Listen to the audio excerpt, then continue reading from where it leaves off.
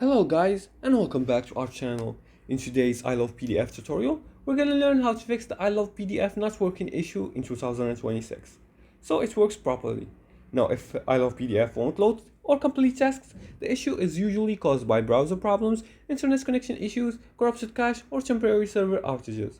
So first you're gonna have to refresh the page. Before you do that, iLovePDF is available in the App Store, in the Play Store, and also in the Microsoft Store. So if you want to use the mobile version, download it from the App Stores. And if you want to download or use the desktop version, you can download it from the Microsoft Store. And if you want to just use the web version, you can access it via your web browser. Now, once you go there, you're gonna first refresh the page just by dragging this bar right here, or clicking on the rotation arrow, and then you're gonna clear the browser's cache by clicking on these options right here, the three dots.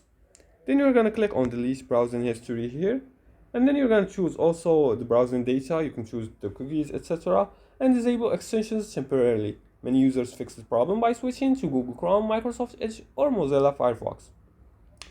Many users also use a stable internet connection, because another huge tip is checking your internet connection, because PDF tools require stable uploads and downloads. Or you can even choose the app, as the apps work without internet connection, because the tools are downloaded or installed inside the app, so it doesn't require internet connection for the tools to work. So you can use this without any internet access. However, if you're using the web version, you're gonna need a stable internet to access the tools and upload your PDF and convert it and edit it. And that's it. That's how you fix iLovePDF not working. And if this tutorial helped you, leave a like and subscribe, and comment below the video if you have further more questions about this topic. Thanks for watching, and see you again in the next tutorial.